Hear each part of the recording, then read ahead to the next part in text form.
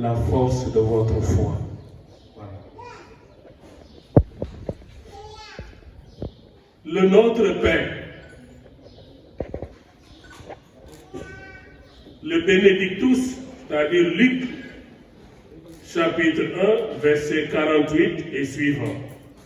La grande prière de Jésus au chapitre 17 de Saint Jean sont des prières de délivrance que tout chrétien peut faire.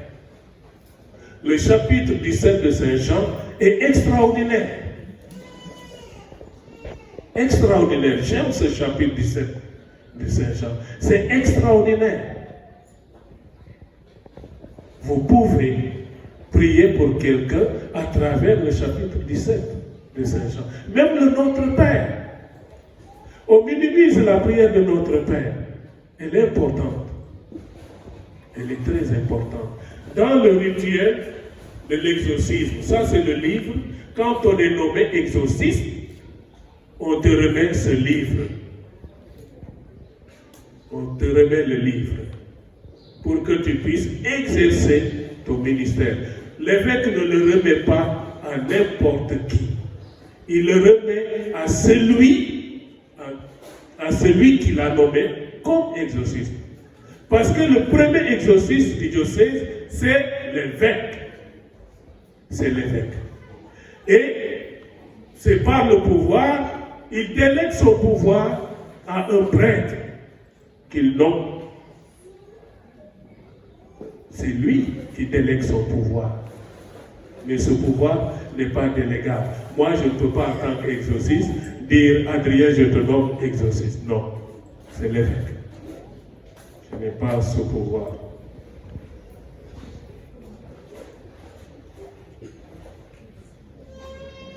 Dans ce cas de figure, aucun prêtre ne peut exercer son ministère sacerdotal sans faire d'exorcisme. Aucun prêtre ne peut dire dans son exercice de son ministère n'a jamais fait d'exorcisme.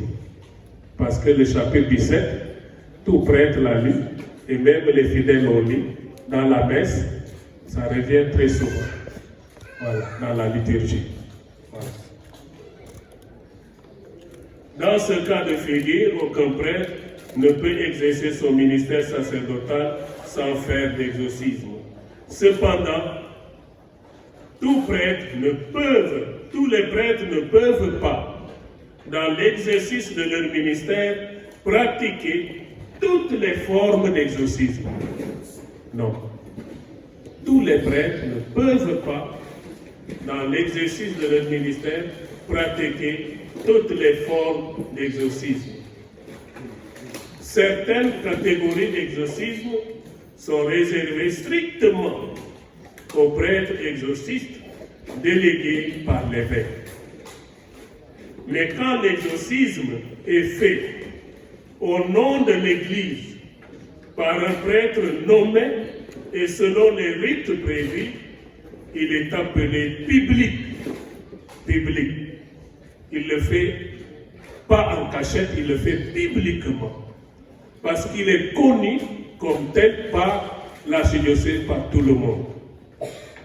Et possède la force propre aux sacramentaux, dont le cas contraire, il est privé. Voilà.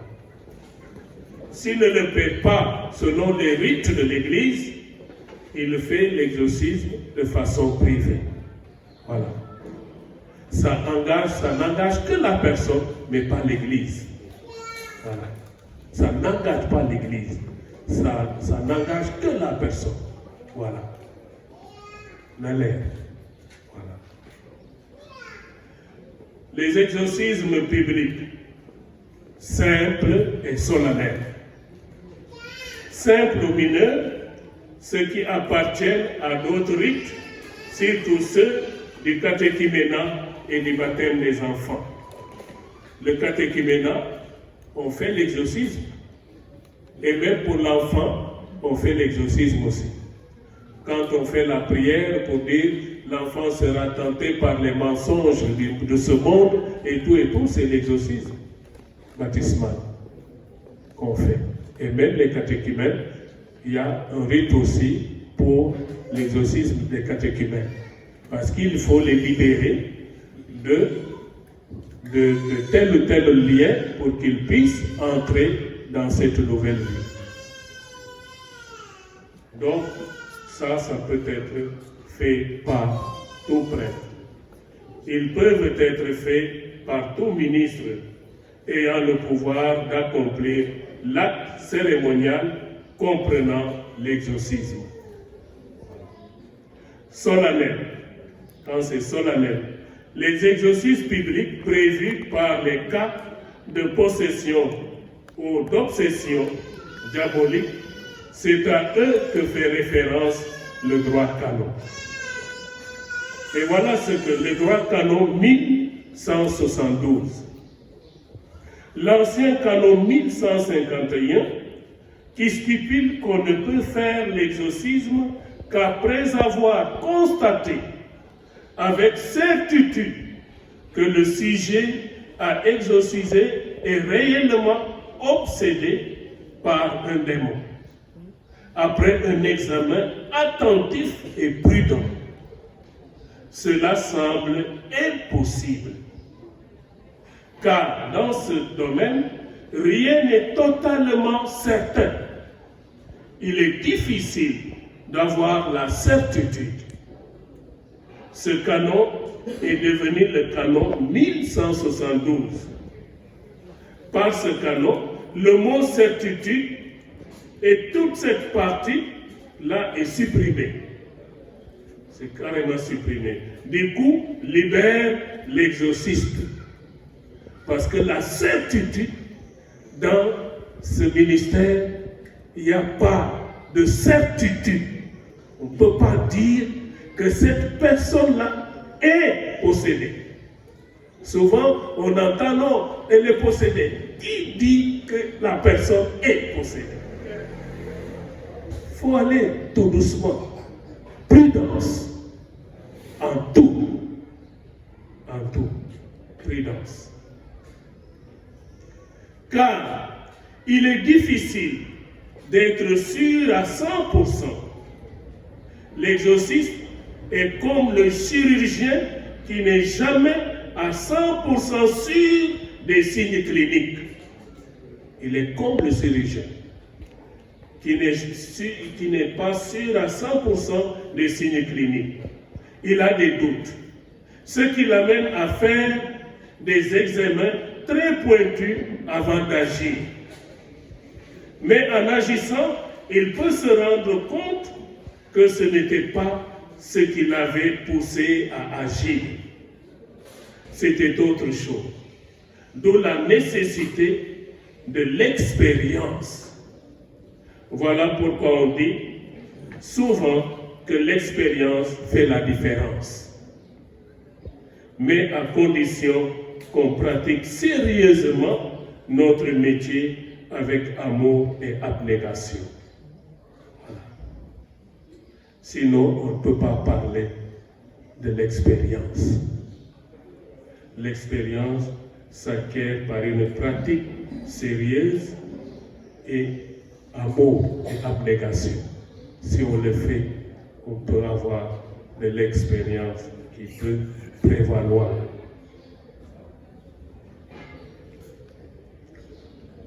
Les portes d'entrée. Notre recherche, c'est de découvrir les points faibles de la forteresse, les signes qui permettent ou indiquent la présence de l'adversaire et permettent de le dévoiler. Puisque l'adversaire emploie la méthode d'un chef de guerre, stratégie, passe par le côté faible.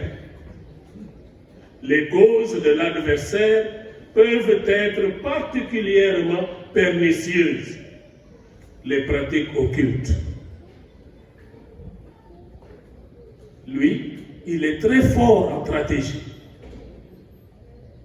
Les démons, il est très fort en stratégie.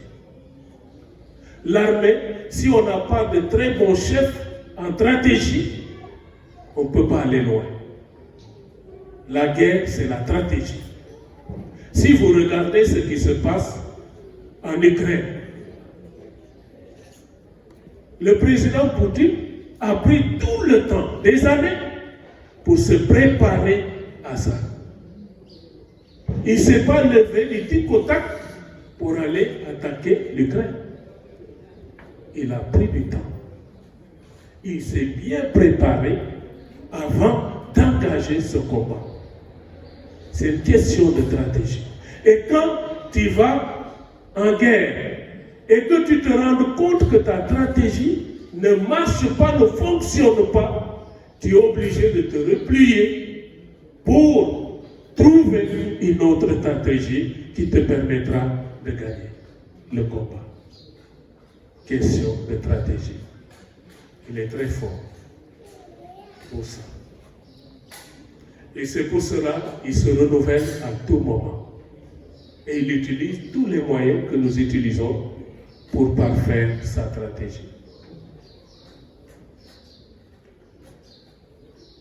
Nous disons les pratiques occultes.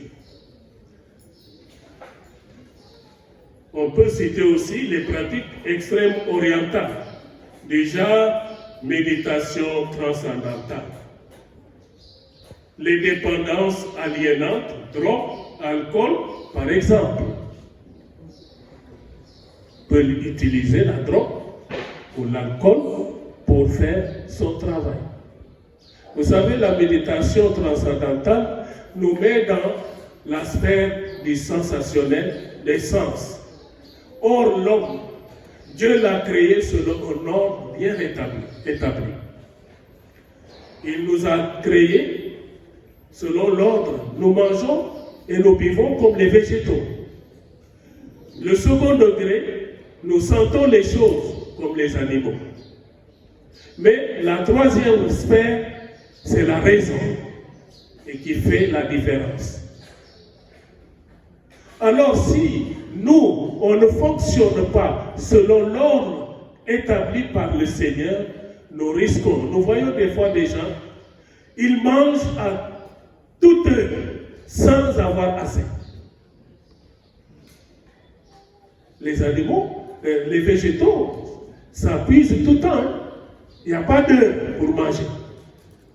Mais c'est la raison qui nous permet et qui nous permet de dire j'ai faim ou je n'ai pas faim. Mais il y en a des gens, ils mangent à tout. C'est ce qu'on appelle la maladie de la boulimie. Hein? La boulimie. Wow. C'est ça. Il mange à toutes les heures. Tu lui mets un bol, il le finit. Une heure de temps après, il finit un bol de riz. Sans avoir assez. Extraordinaire. Et celui qui est au niveau des sens et qui sent les choses, on peut l'appeler un médium. Un médium ne peut pas utiliser la raison. Il sent les choses, c'est celui qui marche selon le feeling. Il sent, il agit. Il est incapable de raisonner. Mais pour lui, sa raison, c'est le sentir. S'il ne sent pas les choses, pour lui, non. Et c'est difficile d'échanger avec une personne pareille. Il peut même violer la personne, c'est-à-dire pénétrer la personne pour la guérir. Il est comme une éponge. Il attire toutes les personnes à problème. Et quand les personnes viennent vers elle, ils aspirent l'énergie positive et il est chargé de l'énergie négative et il est complètement à terre, fatigué. Et quand il regarde la télé, il a envie de rentrer à l'intérieur de la télé. Parce qu'il dit que la personne est en danger, il veut. Et leur lieu de préférence, de prédilection, c'est la nature ou au bord de la mer. Parce qu'ils sont bien. Mais dans l'église, ils ne sont pas bien. Ils peuvent entrer dans l'église quand ils sont seuls. Mais avec les gens, ça ne va pas. Ils peuvent changer de place à tout bout de champ dans l'église. parce qu'il ne se sent pas bien. Pour se charger positivement, il a besoin de la nature ou d'aller au bord de la mer. C'est ça qu'on appelle un médium. Et souvent, il y a des médiums qui pensent que c'est un don de Dieu.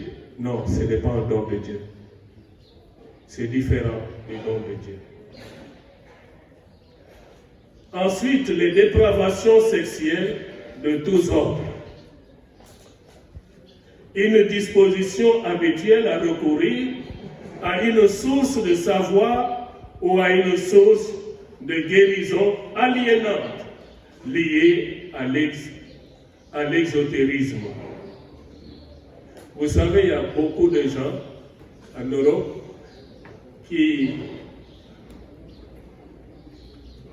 ont essayé les études de la médecine, mais ils ne sont pas arrivés à aller jusqu'au bout pour devenir médecins.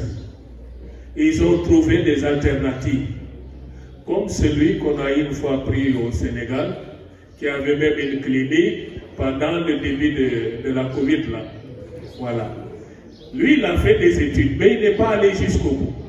Mais comment faire pour poursuivre ce métier? Il a utilisé d'autres possibilités pour se faire médecin. Et c'est comme ça qu'on a d'autres méthodes de guérison, ainsi de suite, qu'on a essayé de mettre en pratique. Voilà. L'homme en est capable, par sa raison, de trouver des alternatives pour trouver des issues heureuses. Voilà. Ici et là, des résurgences et de la gnose, les groupes initiatiques, les idéologies multiformes, la divination, les cultes idolâtriques de la part des chrétiens. Une disposition habituelle d'opposition au Dieu de Jésus, Christ, et aussi à l'Église catholique. Dans l'athéisme militant et sectaire, dans certaines sectes ou groupes fortement anticatholiques. Il y en a des sectes ou des groupes fortement anticatholiques. L'occasion m'est donnée là de parler amplement des sectes, puisque cela m'a été demandé par vous. Secte, une secte. On ne va pas dire franc-maçon, tel ou tel, mais en général. Voilà, je vais parler d'une secte en général. Une secte, c'est un groupe dont les membres déforment les doctrines d'une religion révélée. Christianisme, le judaïsme, l'islam. Mais c'est dans ces religions que le recrutement se fait. La cible majeure demeure l'Église catholique, car elle est à combattre et à détruire. Heureusement pour elle, car l'Écriture dit à son sujet, « Tu es pierre, et sur cette pierre, je bâtirai mon Église, et la puissance de la mort ne l'emportera pas sur elle. » Matthieu 16, 18. Une secte est un groupe de personnes qui ont une même doctrine au sein d'une religion. Donc un groupe religieux d'inspiration religieuse ou mystique, vivant en communauté sous l'influence de maîtres de gourous. Si vous regardez tous les sectes, c'est souvent d'inspiration religieuse ou mystique. Regardez de près. C'est un illuminé ayant le plus souvent reçu une révélation entre guillemets, comme il n'y a pas longtemps, qui dit, lui c'est Jésus. Il a vu Jésus, il dit c'est Jésus. En Côte d'Ivoire, là qu'on a arrêté, il n'y a pas longtemps. C'est souvent des illuminés ayant le plus souvent reçu une révélation entre Dieu. Leur champ d'action pour le recrutement des adeptes, c'est chez nous, dans nos églises, et surtout parmi les fidèles les plus influents, capables d'amener avec eux un grand nombre de membres. Regardez ce qui s'est passé à Tamba. Il n'est pas parti seul. Il y a tout un groupe derrière lui. Derrière lui. Il n'est pas seul. C'est quelqu'un qui a de l'influence qu'on vise. Parce que, en réussissant le coup, ils savent qu'il va partir non pas seul, mais avec autant de monde. Voilà. Donc, on cible les fidèles les plus influents, capables d'amener avec eux un grand nombre de membres. De nos jours, la majeure partie de nos fidèles sont assoiffés de sensationnel, de matériel. Ils papillonnent dans tous les sens à la recherche du merveilleux et de l'illusion. Ils courent après des supposés miracles. Le chrétien catholique de nos jours a peur de porter sa croix et n'en veut pas du tout, malgré l'affirmation du maître qui veut me suivre, qu'il renonce à lui-même, qu'il prenne sa croix. Et il nous dit encore ceci, n'ayez pas peur. Mais nous avons l'impression que nos chrétiens, nous vivons constamment dans la peur.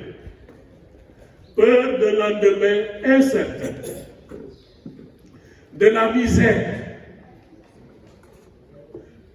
de la maladie, l'échec, la pauvreté. Peur de notre frère. Chacun de nous a peur de son frère ou de sa sœur. Disons-le. Des fois, tu as peur de ton voisin.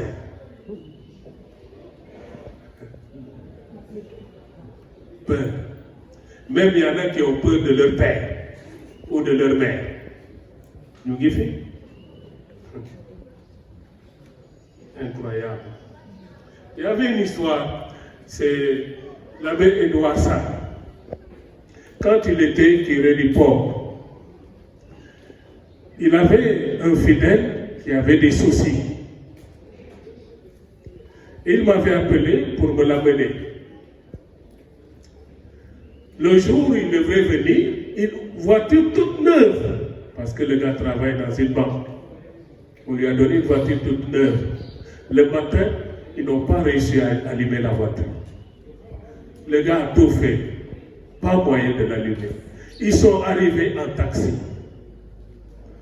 Alors, je le reçois, le gars, dans la sacristie. Et puis il me parle. Il me dit que son grand frère qui est au pays, au Bénin, a vu un exorciste qui lui a fait croire que sa maman, que leur maman est sorcière. Tenez-vous bien. Alors, du coup, le gars, il ne veut plus que la maman touche ses enfants, ses petits-enfants. Et elle ne doit plus venir chez lui. Or, ils ont perdu leur papa très tôt. Cette maman s'est battue corps et âme pour que ses enfants réussissent et deviennent des cadres. Et maintenant, on va dire que la maman est sorcière. Et puisque son jeune frère qui est au Sénégal, il vient, sa femme vient d'accoucher. Non, il ne faut pas que la maman vienne pour connaître son petit-fils. Bon, il me parle parce que le discernement est très important dans ce ministère. Et en l'écoutant, vous savez, Dieu, il est formidable. Et l'Esprit Saint peut agir et t'apporter une lumière incroyablement pour que tu puisses aider la personne. Et quand il m'a parlé, je l'ai laissé parler. Parce que c'est dans la personne, quand il parle, c'est comme ça que tu écoutes et que tu fais le discernement. On peut pas, la personne ne peut pas dire mon père, j'ai ceci, et puis que tu agisses pour dire voilà, c'est ce qu'il a. Non. L'écoute est importante. En l'écoutant, parce que dans l'écoute, la personne peut parler, et dans le parler, il y a des vides. Et ce sont ces vides-là où se trouvent les secrets. Il faut repérer les vides pour y revenir afin de mettre le doigt là où tu dois le mettre. Quand il a parlé, vous savez, il y a une possibilité quand on veut nuire à une personne. C'est-à-dire, il y avait la jalousie. La famille paternelle était jaloux de la réussite des enfants de cette mère. Il veut lui faire porter le chapeau de la sorcellerie. Ça se fait. Et on le voit que la femme là n'est pour rien de ça. Mais je vais déceler les choses, je vais lui faire la prière, et je dis, Edouard te dira tant de messes par rapport à tel. Durant ces messes, il peut avoir la lumière, et c'est ce qui s'est fait. Il a compris, il est revenu, le problème est réglé. La maman n'était pour rien. Vous voyez, c'est important le discernement. C'est pour cela qu'on nous apprend la prudence. Prudence. Je reviens toujours sur ce mot qui est assez clé. La prudence. Mais nous avons l'impression que nous chrétiens, nous vivons constamment dans la peur. Peur d'un lendemain incertain, de la misère, la maladie, l'échec, la pauvreté, peur de notre frère ou sœur, de notre collègue de travail, de notre voisin. La peur sous toutes ses formes. Ça me permet d'arrêter un peu et de vous raconter cette histoire. Parce que nous, chrétiens, peur de notre collègue de travail. C'est fréquent maintenant pour les catholiques. Et ça m'étonne que toi, tu as le Christ, le plus fort, et que tu aies peur de ton collègue de travail. Alors, vous savez, dans les voliers de travail, là, il y a des démarcheurs, des marauds, des charlatans. Il y a des démarcheurs. Une dame qui a été bluffée par son collègue. Il va dire à cette dame qu'il y a un de tes collègues qui parle de toi et qui te fait énormément de mal. Il a tellement parlé de cela à la dame que la dame a fini par croire à ses paroles. Il lui dit, je peux t'aider par rapport à ce monsieur. Et il va l'amener chez le marabout. Qu'est-ce que le marabout va faire? Parce qu'il lui a déjà dit, voilà sa responsabilité dans la boîte. Et tenez-vous bien, cette personne, quand je l'ai reçue, j'avais toute toute l'information. Parce que le Seigneur peut te faire voir comme un film la vie d'une personne, comment les choses se sont passées. La vie vient excellente. Ça s'est déroulé ainsi. J'ai tout vu. Mais il faut trouver la personne qui est concernée. C'est ça qui est difficile. Mais quand tu la trouves, tu l'expliques, la personne ne revient pas. Alors, elle va arriver, elle va parler, et tout et tout. Je lui dis, ma soeur, vous parlez pour parler, mais le problème n'est pas là. Vous vous êtes fait tromper par quelqu'un de votre lieu de travail qui vous a mis en mal avec un autre qui n'est pas du tout responsable. C'est lui-même qui veut te détruire et qui t'a mis en mal avec une autre personne. Et tu n'as pas peur de ce dernier. Et je te dis, vous étiez en réunion. Et au moment où le gars arrivait, vous avez fini la réunion, tu cherchais ta voiture et le gars t'a dit, voilà le gars qui arrive là, c'est lui qui te veut du mal.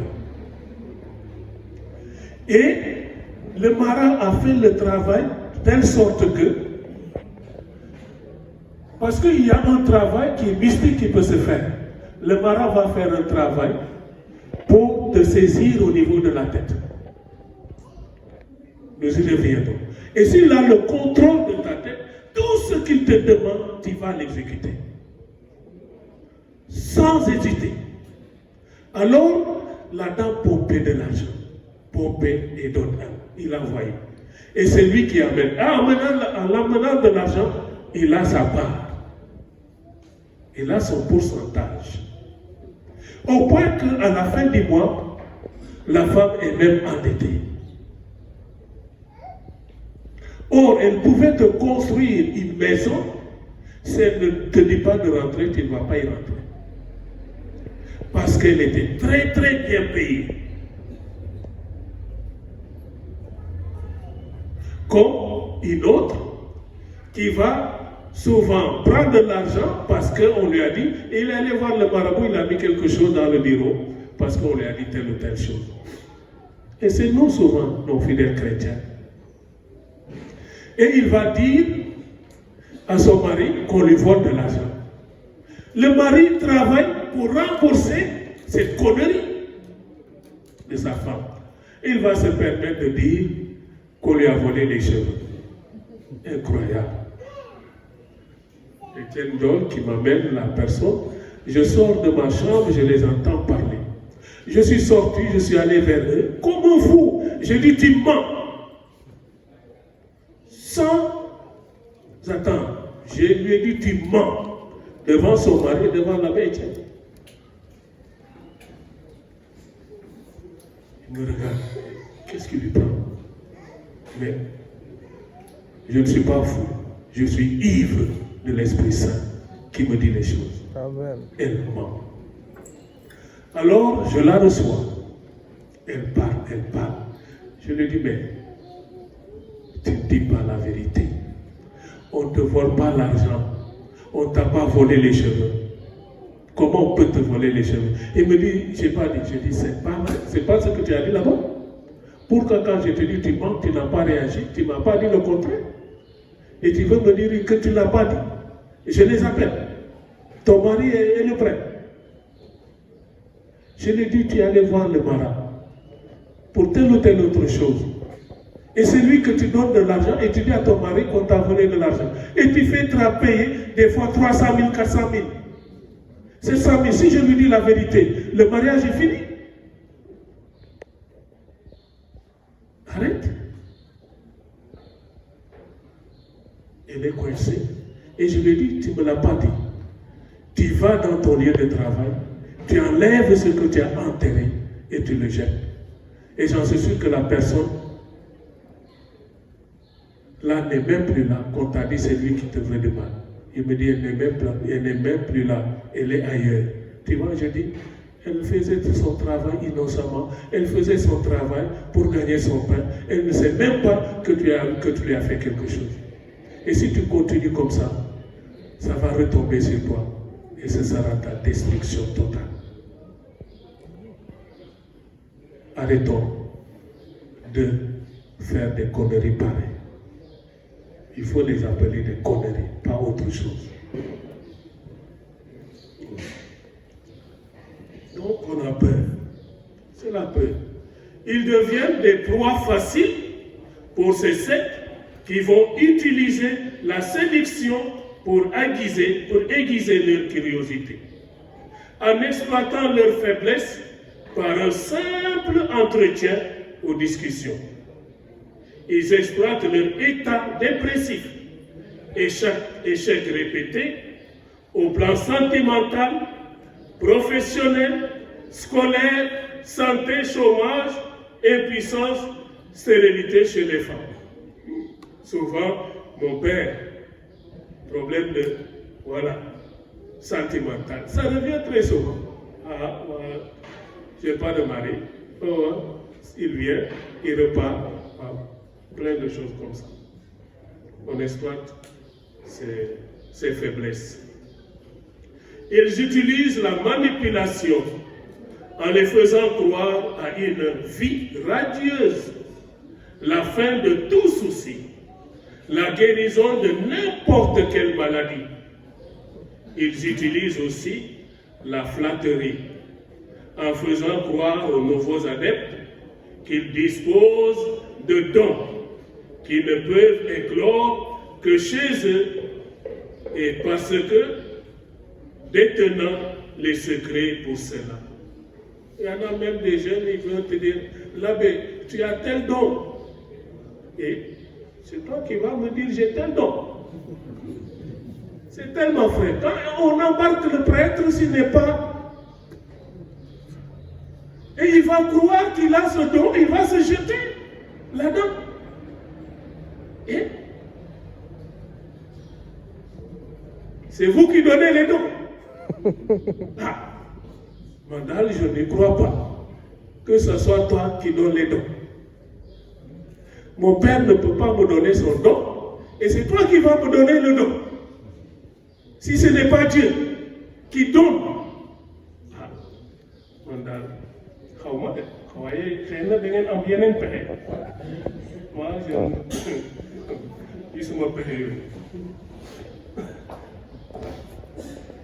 voilà. Il faut naître en eux un besoin démesuré d'être reconnu, estimé, valorisé, une estime de soi-même. Il crée en eux un besoin de puissance, d'accès à des connaissances cachées, extraordinaires, mais réservées qu'aux seuls initiés. Souvent, les gens qui vont papillonner partout, ils nous reviennent, ils nous disent, Wawa, vous nous cachez des choses. Il n'y a pas un prêtre qui n'a pas entendu ce discours. Même votre curé, il a dit entendre ce discours. Vous nous cachez des choses. Qu'est-ce que l'Église cache? Qu'est-ce que l'Église a caché? Parce qu'ils vous disent qu'on vous cache des choses. Venez, vous le saurez. Et vous partez. Ils leur font comprendre que leur groupe est uni où règne l'amour, la paix et la solidarité à tout point. Après ce long travail, ils les initient à leur langage, rempli de gestes codés, entourés de mystères. Ils se reconnaissent par des signes, des symboles, des pins, ils ont des pins, ou des bacs, des amulettes, etc. Comme soi-disant exorciste qui est à Grand Yoff, dont certains connaissent parmi vous. Comment il s'appelle? Non, disons-nous la vérité. Comment il s'appelle? Hein?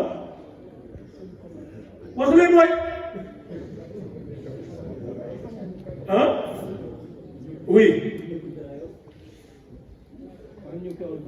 Non, non, non. C'est un fidèle chrétien. Hein? Romain. Voilà. Pourquoi vous restez là où vous connaissez?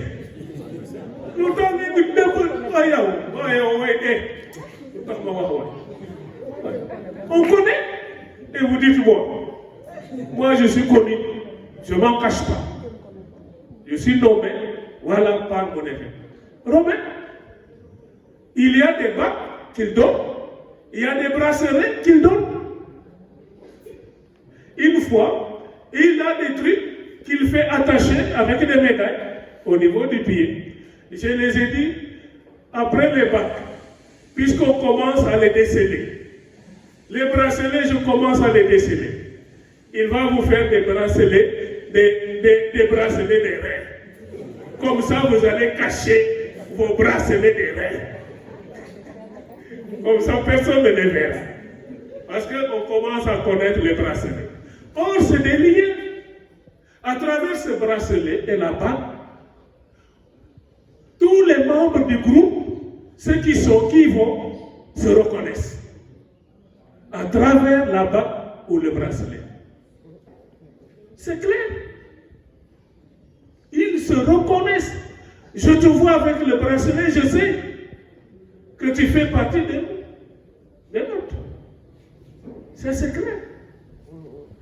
Ils ont des bagues, ils ont des bracelets qui leur fait faire, mais il faut payer.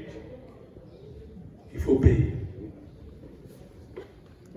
On sait, même il n'y a pas seulement que des fidèles chrétiens, mais des religieux aussi. De ma wax. Wax baaxul. Voilà. Il est là. Une fois, j'ai enlevé, j'ai déchiré pour leur faire montrer ce qu'il y a là-dedans. Il y a le sable à l'intérieur, il y a des médailles. Mais un fidèle peut bénir les médailles. Hein? Et vous les faire porter. Hein? Mais des fois, je me demande, comment les gens réfléchissent. Toi-même, quand tu achètes une médaille, tu vas voir le prêtre pour qu'il la bénisse. Et toi, lui là, qui est simple fidèle, il te donne des médailles. Et tu dis, il faut faire le truc, il met du sable à l'intérieur, et puis tu attaches. Le sable là vient d'où? Dans nos traditions, le sable symbolise quoi? Quand tu amènes le sable du féticheur, dans le fétiche, tu prends du sable, on te donne le sable que tu amènes avec toi. Tu mets chez toi. Pour que ce fétiche soit là avec toi. Mais quand même, il faut que nous essayions de... Il y a des choses, il faut quand même qu'on puisse... Le diable vous atteint même par les oreillers. Moi, j'y ai assisté. Ah, voilà. Avec des objets qui sont faits, soit un cercueil qui est commencé, lorsque c'est terminé, la personne... On continue. Moi, j'y ai assisté. Voilà. Après ce long travail, il les initie à leur langage rempli de gestes codés, entourés de mystères. Ils se reconnaissent par des signes, des symboles, pins, bagues, amulettes, etc. Mais sachez bien que chaque secte a sa propre doctrine ou philosophie. En effet, ils ont la même démarche, c'est-à-dire une mission commune, qui consiste à pousser progressivement les adeptes ou à les éloigner progressivement de leur milieu naturel, en leur faisant croire qu'ils font partie maintenant d'une famille d'élite. Ils les poussent ainsi à croire à leur seule et unique vérité et que c'est uniquement chez eux qu'on ne la trouve pas ailleurs. Ainsi, ils en font des passionnés. Ne voir que la secte, être tout et prêt à tout pour la secte. C'est comme ça. Ne voir que la secte, être tout et prêt à tout pour la secte. Voilà. D'où la grosse manipulation, le trucage, l'espionnage, l'infiltration l'intimidation, les menaces, le chantage, parfois le suicide collectif, le meurtre, j'en passe. Dans cet engrenage, l'adepte perd peu à peu toute moralité, ce qui entraîne des abus sexuels et des liaisons contre nature. La vérité qui lui est enseignée est présentée comme une vérité incontournable et entourée de secrets à ne pas divulguer. Dans ces groupes, le mensonge joue un rôle déterminant. Et pour être membre à part entière, il faut passer par une série d'initiations basées sur du faux. Là, l'adepte est privé de réflexion pour avoir un bon éclairage. Il crée en lui une confusion dans son esprit. Je vais vous raconter l'histoire d'un jeune qui faisait partie du Maïkari. Il était vraiment mordu. Je n'étais pas encore prêtre, j'étais au grand séminaire. Je ne savais pas un jour que j'allais être dans ce ministère. Alors, parce qu'ils vont dans le dojo, il faut aller, parce qu'au Maïkari, on dit, c'est la lumière, la transmission de la lumière. Et on ne doit pas aller voir le médecin, on ne se fait pas soigner à l'hôpital, on se soigne par la lumière qui se transmet. Alors il était mordu. Il me dit, mais là-bas, quand tu vas, tu as la connaissance. Même si toi tu parles pour prêcher, moi je comprends tout. Avant que tu ne commences à parler, je sais de quoi tu vas parler. J'ai dit, non, bon, ça me dépasse. Et puis, au fil du temps, il n'apprenait plus ses leçons. Et puis, commençait à chuter. À chuter. Et quand il va à leur rencontre au dojo, il lui arrive de poser des questions, mais au lieu de répondre à sa question, il détourne la question, on lui parle d'autre chose. Donc, à plusieurs reprises, finalement, il a commencé à avoir des doutes. Et les examens arrivent, ceux qui devaient faire le bac et le BFM. Et ceux qui allaient pour au dojo échouaient à leur examen. Il y a seulement ceux qui réussissent, ceux qui ont compris, ont délaissé d'aller dans le dojo et qui sont restés chez eux à apprendre et qui réussissaient. Alors il s'est mis à travailler. L'esprit a commencé à travailler. Il s'est mis à étudier et puis finalement, il a compris. Il a eu son bac, il est devenu un professeur. Un bon, très grand professeur. Il a compris que ce n'était pas du tout vrai. Certaines sectes peuvent aller jusqu'à organiser des mariages collectifs entre adeptes. Oui, peuvent aller jusqu'à organiser des mariages entre adeptes. Ici, les futurs époux ne se choisissent pas. Ils peuvent même ne pas se connaître et ils trouveront normal ou logique cette manière de faire du moment que c'est le choix de la secte. D'autres sectes vont utiliser l'endettement pour les maintenir en les rendant totalement dépendants du groupe. Parce que si on t'endette, mais on t'a mis le code au cou, tu ne peux plus t'en sortir. Qui va régler les dettes? C'est eux qui vont venir régler les dettes. tes dettes. Et si en réglant tes dettes, tu ne peux plus te séparer de ce groupe. Tu ne peux plus. Ce système de te faire endetter pour t'avoir. Là, ils sont liés et nous ne pouvons rien faire sans eux. Ils deviennent des instruments maniables en tout au service entier de la secte.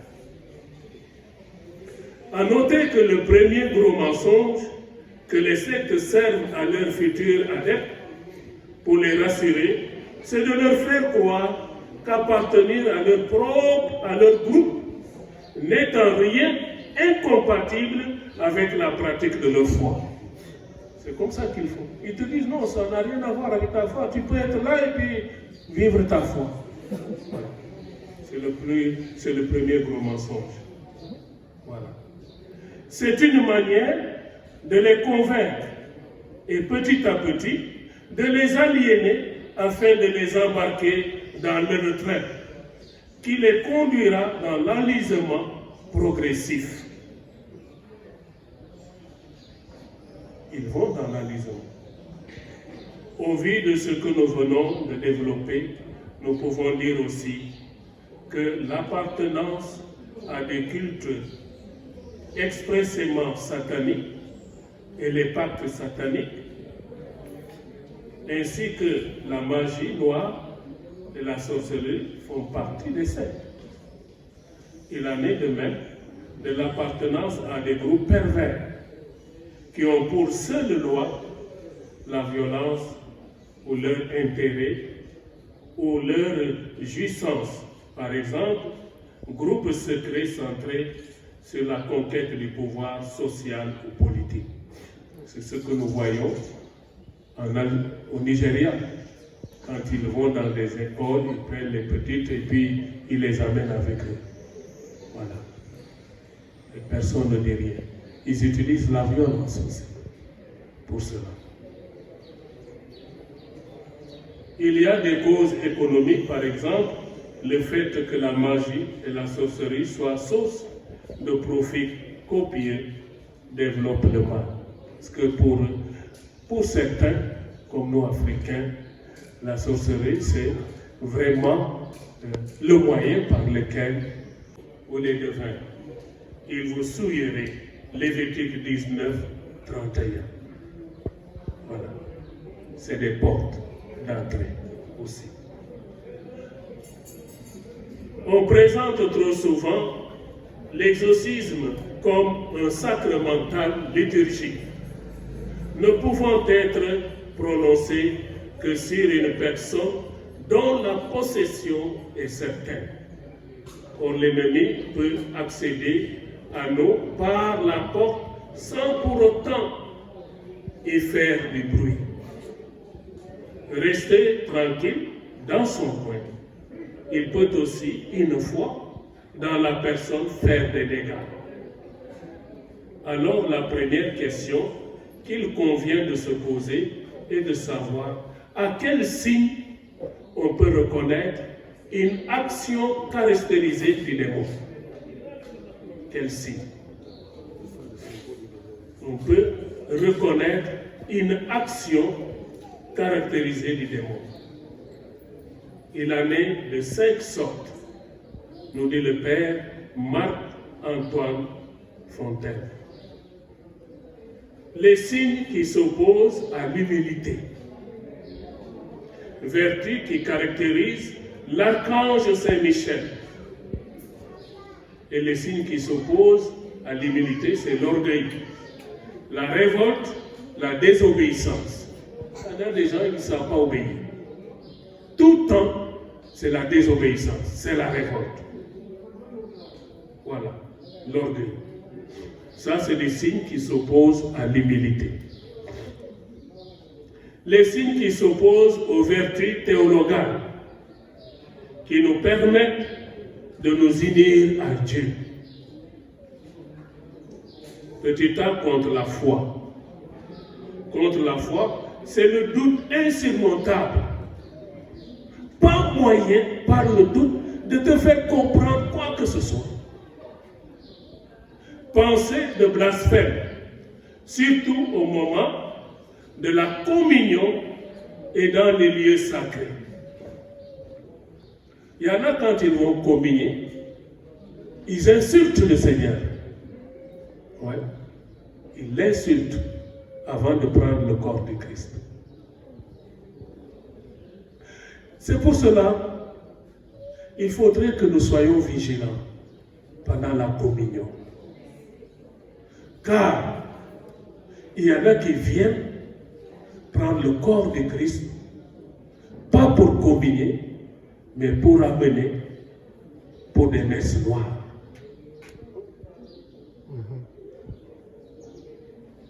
C'est nous. Ce n'est pas seulement l'affaire des prêtres, mais c'est l'affaire de nous tous baptisés. Il faut que nous ayons du courage. Des fois, nous le voyons, mais on a peur de dire aux prêtres telle ou telle autre chose. C'est arrivé une fois à Bao. J'étais là. Il y a une personne qui venait tout le temps. Soit il filmait ou ce qu'il faisait, je ne sais pas. Puis un jour, la messe prédominicale, parce que la messe dominicale, c'est en plein jour.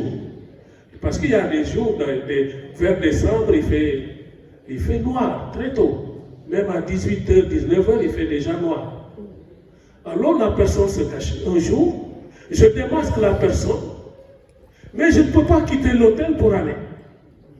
Et je dis, mais qui est en train de filmer ou de faire telle chose? C'est là où on m'a dit, à la fin de la messe, la personne n'a pas attendu la fin de la messe. Il est parti. Au lieu qu'on le saisisse, on le laisse partir filer comme ça. Après, certaines langues vont se délier. Mon père, ce n'est pas la première fois. Zut. Or, cette personne vient pour autre chose. Certainement, c'est pour amener, sachant ce que je fais, il va amener cela ailleurs.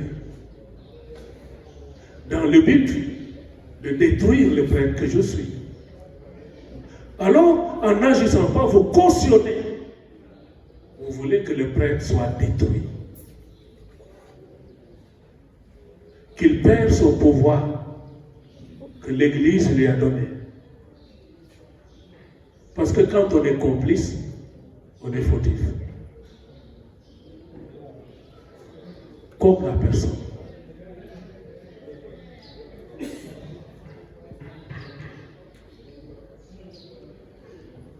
Voilà, refus de prononcer le nom de la Sainte Vierge Marie. Je ne décèle pas certains gens. Pour la Vierge Marie, quand il ne veut pas que tu parles de Marie. Oh. Il n'aime pas du tout Marie. Il ne faut pas parler de lui. Tu peux parler de son fils, mais pas de Marie. Pas de Marie. Aversion au sacré, le signe le plus fort. Il ne veut pas voir. Réaction aux vêtements sacerdotaux, étoiles, habits religieux, etc. Réaction aux sacramentaux, surtout si leur présence est inconnue au sujet. Comportement sacrilège, pensée de pacte avec le démon, apostasie, occultisme. Ça, c'est contre la foi. Contre l'espérance, petit bien. Désespoir en la misère de Dieu. Pensée violente de découragement inexplicable avec désir de suicide. Il y en a. Pensée de tentation de Dieu. Le démon s'attaque à l'espérance. Car dès qu'il n'y a plus d'espérance, la foi vacille et la charité s'estompe. L'espérance, c'est celle qui nous maintient, l'espérance. Si il arrive à contrecarrer, à détruire cette espérance en toi, la foi vacille, il n'y a plus de charité et donc tu es perdu. J'ai perdu. Contre la charité. Refus de l'amour de Dieu. Violente opposition humaine inexplicable. Colère soudaine. Haine violente et subite, aussi bien contre Dieu, l'Église, les hommes ou soi-même. Ma plus grosse surprise, c'était mercredi passé. Quand j'y pense, je pense à la personne, j'ai mal au cœur. La personne était là, je ne pouvais pas imaginer qu'elle puisse être atteinte jusqu'à ce point. Non. Pourtant, une personne qui m'a parlé me dit, voilà, sa femme, voilà, elle ne comprend pas parce que des fois, elle est un peu nerveuse et tout. Je me disais, bon, il y a des moments où ça ne va pas, quoi. Voilà, on peut être nerveux, voilà, mais c'est passager, quoi. Parce qu'on n'est pas parfait. Pour moi, c'était, voilà, des trucs comme ça. Et j'ai pris ça à la légère. Je dis, mais on est humain, mais c'est quoi ça? Mais quand j'ai reçu la personne, dans la prière, je m'en suis rendu compte que c'était une possession avérée. Avérée. Et à la longue, vous savez, quand on fait la prière jusqu'à un certain moment, l'esprit parle. Ou quand c'est la personne qui est à l'origine de ce que vit la personne parle par devers la personne qui est atteinte.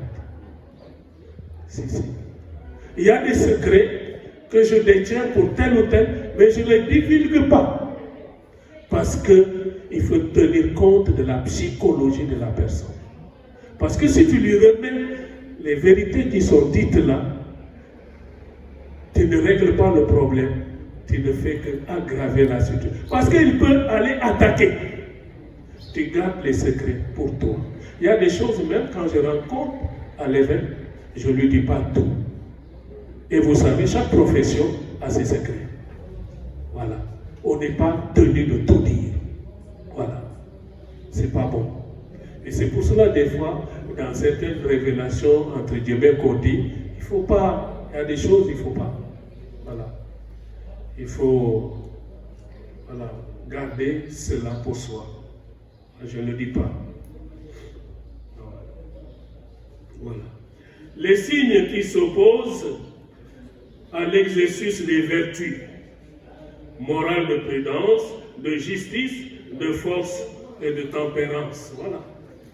Il y a aussi des signes qui s'opposent aux fruits du Saint-Esprit. Voilà.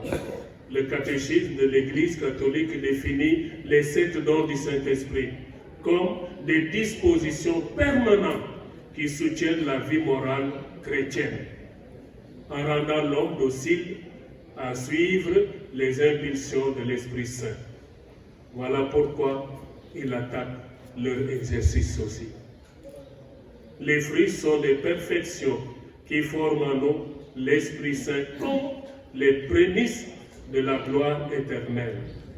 Ils sont au nombre de 12, charité, joie, paix, patience, longanimité, bonté, bénignité, voilà, mansuétude, fidélité, modestie, continence, chasteté, soit amour, joie, paix, patience, bonté, bienveillance, fidélité, douceur, maîtrise de soi ou continence. Les démons insinue le trouble qui s'oppose à la joie et à la paix intérieure et le réalise par le mensonge. C'est-à-dire, il y en a des gens, ils ne veulent pas voir les gens dans la paix et dans la joie. Quand les gens sont dans la paix, dans la joie, on cherche toujours à mettre du sable dans ce plat-là, pour les empêcher de manger, de connaître le bonheur. Par exemple, le couple qui est vraiment dans la paix, dans la joie, et monsieur et madame s'entendent vraiment à merveille, ça joue comme des amis, une amitié vraiment Ah, on va dire, mais ils s'entendent, on va venir détruire cette paix, cette joie qu'il y a dans ce couple. Ah non, ils sont méchants. Voilà, les signes d'ordre physique affectant la tête, l'estomac, la colonne vertébrale. Voilà. Souvent aussi, il y a 3 parties qu'on attaque la tête. La tête, c'est comme en guerre. Quand il y a la guerre, qu'est-ce qu'on... regardez en Ukraine, qu'est-ce qu'on cherchait d'abord? Ça peut vous aider. En Ukraine, qu'est-ce qu'on... les Russes attaquaient à quoi? Hein? Les aéroports, les centrales. Voilà, les centrales. Parce que si tu prends la centrale, tu mets le pays dans le noir, ils n'ont plus de lumière.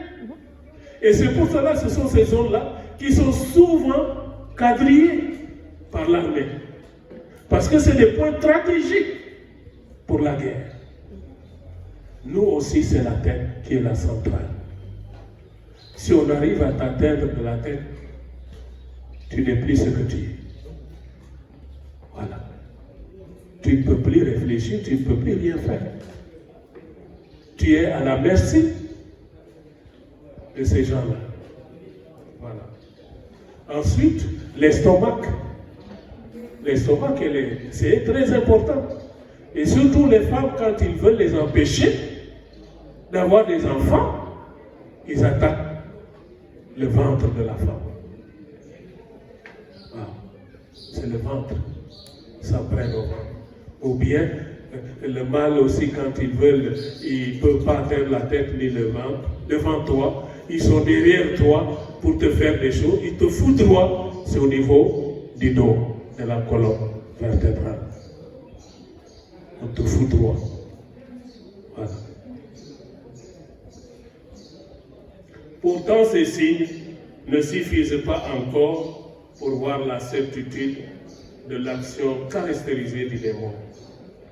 Des fois, le signe aussi qui peut nous dire que la personne est possédée, c'est quand tu as quelqu'un qui déploie une force au-dessus de sa capacité physique. Pour nous, c'est aussi que la personne est possédée. Parce qu'il ne peut pas avoir cette force au point de mettre 4 ou 5 personnes à terre. Wow. C'est pas possible. C'est pas possible. Des fois, tu es obligé d'avoir, il y a certains cas, toi seul, tu ne peux pas y faire face. Tu es obligé d'appeler les gens. Sinon, tu es mort. Une fois, j'ai failli, la personne, une fille comme ça, même pas 1,50 m, en faisant la prière un moment, elle a sauté sur moi, elle a pris l'épaule pour m'étrangler. J'étais obligé, j'avais le livre là, je faisais la paix parce que c'était un cas de possession. On me l'a envoyé, un confrère de notre diocèse, parce qu'il avait des difficultés. Il me dit, bon, je te l'envoie. Je crois que toi, tu peux faire quelque chose. Alors, il voulait m'étrangler. J'étais obligé de donner le livre et puis de le prendre et de le balayer. Je l'ai balayé, prise de judo, je l'ai balayé et puis je l'ai mis mon doigt ici aussi. Parce que c'est le combat. Il n'y a pas de sentiment. Sinon, tu es mort. Elle me tue. Je l'ai mis le doigt là. On est arrivé par terre, elle est tombée, je suis tombé sur elle. Voilà. Et puis, je l'ai étranglée aussi. Finalement, elle a lâché prise.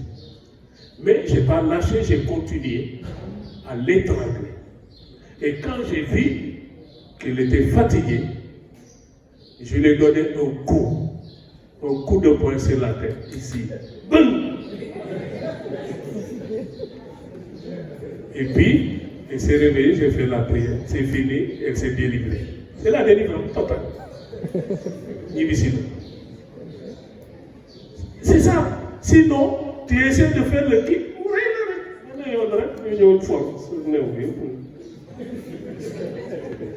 C'est l'exercice. Il y a des moyens, il ne faut pas hésiter. Il y a une qui m'avait mordu. Si je n'avais pas réagi, elle allait couper mon doigt. Il y a des situations, mais tu as mal. Mais il faut agir. Il ne faut pas dire non, non, non, je reste là. Mais non. Amen. C'est pas un ministère pour les enfants de cœur.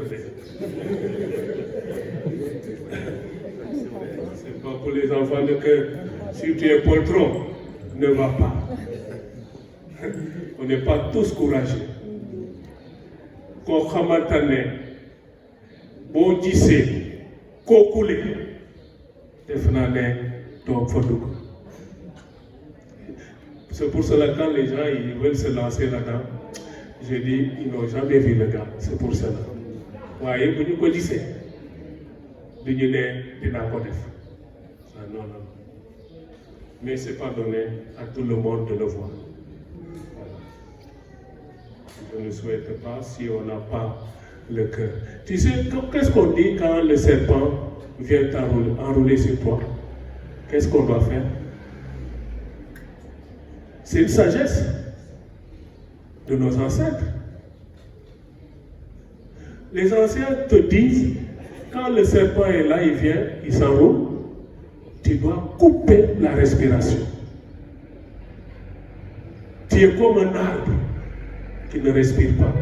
À la longue, il s'enlève, il se déroule, et puis il s'en va. Mais si tu respires, il sait que tu es une personne. Il peut te mordre.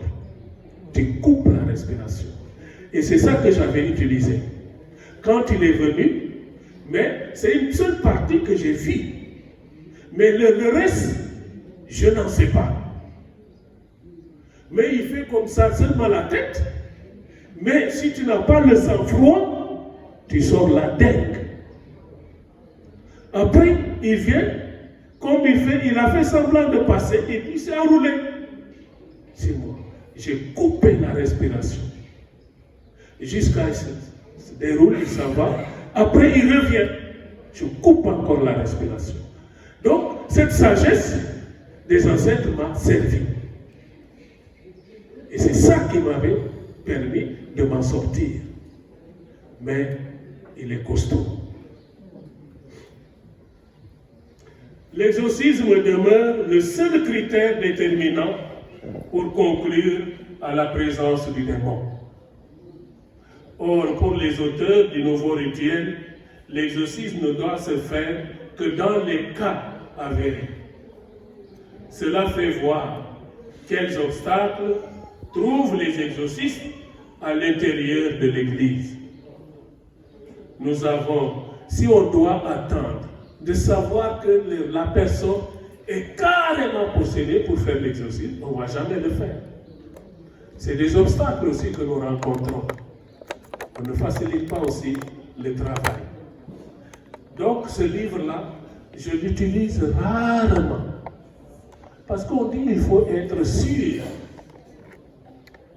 Mais avec le temps, avec l'expérience, je n'ai plus besoin de ce livre, très souvent.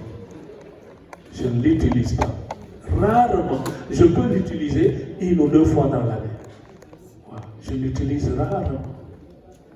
Parce que l'expérience me permet d'aller plus vite. Cela fait voir quel obstacle trouvent les exorcistes à l'intérieur de leur Église. Nous avons aussi, voilà, comme dit le Père Fontaine, un clergé ou un épiscopat qui ne croit pas plus au diable, aux exorcismes, aux mots extraordinaires que le diable peut provoquer, ni non plus au pouvoir que Jésus a donné de chasser les démons.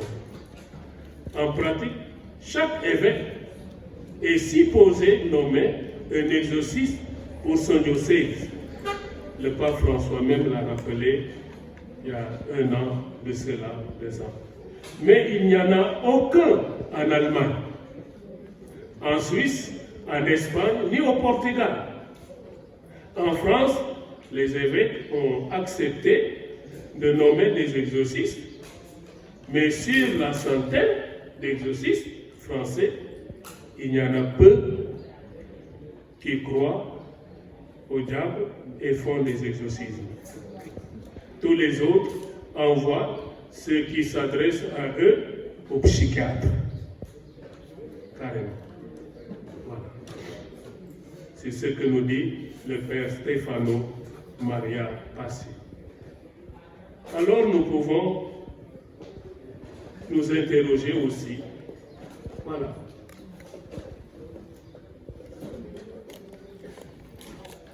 Parce que très souvent aussi chez nous, certains prêtres ne prennent pas le temps d'écouter les fidèles, ou dès que le fidèle vient dire « Mon père, j'ai fait tel ou tel autre rêve, j'ai ceci, j'ai cela », le prêtre dit « Va voir tel ». On nous envoie des gens comme ça, et puis quand ils arrivent, tu te rends compte que, non, vraiment, la personne là n'avait même pas besoin d'arriver chez moi. Il dit, mon père, j'ai la hanche, j'ai le bras qui me fait mal. Le bras qui fait mal, qu'est-ce que ça va? Avec moi? Finalement, on fait de nous des médecins de ceci ou de cela. Soit du tout, on est soit du tout. Soit du tout, nous sommes là, soit du tout. Vraiment. Je pense que l'Africain a très souvent peur des mauvais esprits, des sorciers, et va chercher des fausses protections auprès des charlatans, des marabouts, des exorcistes de quartier ou même des prêtres qui se donnent ce pouvoir alors que nous avons à nous-mêmes, par la grâce du baptême, cette autorité royale qui est celle du Christ présent dans notre âme. Et si nous regardons par rapport à notre foi, ce que dit Saint Paul dans la deuxième lecture de ce jour, lui qui était vraiment croyant à son judaïsme, et c'est lui qui va nous dire que ce n'est pas la circoncision qui fait de nous des chrétiens. Parce que ça, n'est qu'au niveau de la chair. Ce qui fait de nous des chrétiens, c'est au niveau du cœur. Et il va dire, quand j'ai rencontré celui qui est la vie, Jésus-Christ, j'ai tout abandonné. Tout est devenu balayé. Parce que pour lui, ceux qui le croyaient ne peuvent pas lui obtenir la vie éternelle. Alors il s'est mis à la recherche du Christ et à la connaissance du Christ. Moi, Saint Paul, vraiment, est une lumière pour nous baptiser par ses écrits. C'est une lumière pour nous, Africains, qui sont souvent à cheval entre la tradition et la foi. Il a tranché, il a tout mis à côté pour suivre que le Christ. Vraiment, à nous de faire ce pas comme Saint Paul. Et puisque vous êtes l'association Saint Paul, cela veut dire que vous voulez marcher, voilà, dans la lumière de Saint Paul, qui est la lumière du ressuscité. Parce qu'il est témoin du ressuscité. C'est lui, Saint Paul. Voilà. Il rend témoignage à la lumière du ressuscité. Et nous aussi, notre foi, c'est la foi de la résurrection. C'est notre foi. Alors, pour ne pas aller plus loin, si vous ne voulez pas vous convertir, vous périrez tous. Voilà. Si on refuse de croire et de nous convertir, c'est la mort pour nous. Voilà. Vivons notre foi et croyons en Jésus-Christ. Il n'y a pas quelqu'un de plus grand que Jésus-Christ. Et je crois en cette parole. Il n'y a qu'un seul et unique Dieu. Cette parole qui a été donnée au peuple juif, il n'y a qu'un seul et unique Dieu. Et celui-là que nous devons écouter. Moi, c'est ma foi. Ce Dieu unique qui s'est manifesté, que le Christ nous a fait connaître, c'est celui-là que j'écoute. Si chacun veut écouter autre chose, qu'il écoute. Moi, c'est ma voix et c'est ma lumière. Amen.